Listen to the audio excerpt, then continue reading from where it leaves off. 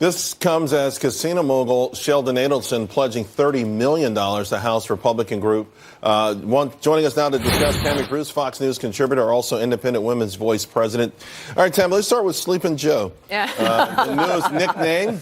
Love it. Listen, he's one of these vulnerable Democrats, though. There's no doubt about it. He is. Look, you got Ohio, West Virginia, Indiana, states that the president won nicely, and yet there's never really been a coordinated message from the GOP about why Republicans should have those states. This was a classic Trump, of course. We love the nicknames. We've grown more used to his style, but he clearly has grown into the job, and people now trust him in his assessment. Thank goodness the primaries went as they went, but all of this news, the Adelson money, President Trump understanding the politics of it, what needs to happen, I think we're going to do very well in the midterms. Now, you talk about President Trump and how he's grown into it, how he articulates this, and of course the crowds love it.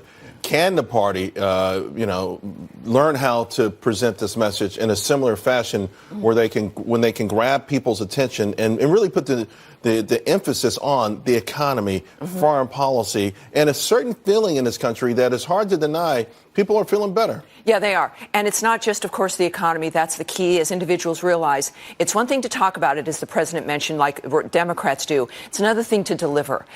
We always hear about them talking. Even Obama talked about Reagan when he was running. Politicians in general tend to make things up in order to get your vote. We know that with Obamacare and repeal and replace.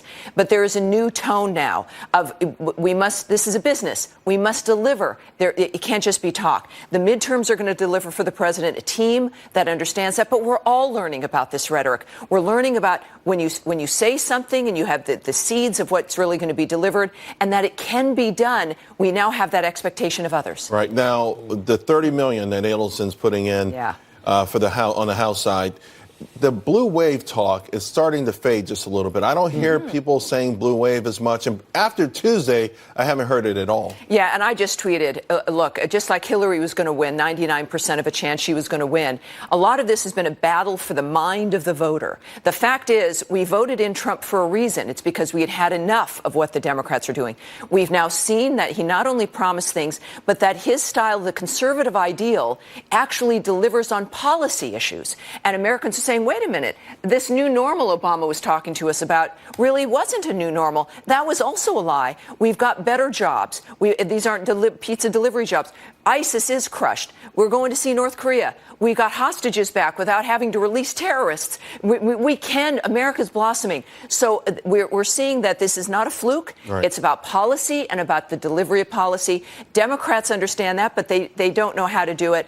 And I think that this midterm blue wave thing, I don't think it was ever going to happen, and now it's confirmed with the numbers that it likely will not. I agree. People still have to go out, though. People have to act on their policy. Still have to motivate folks to get out there. Although, what's interesting, I think it was Ohio, where more Republicans turned out for the primary. Yes, exactly. Those numbers were important. Tammy, thanks as usual.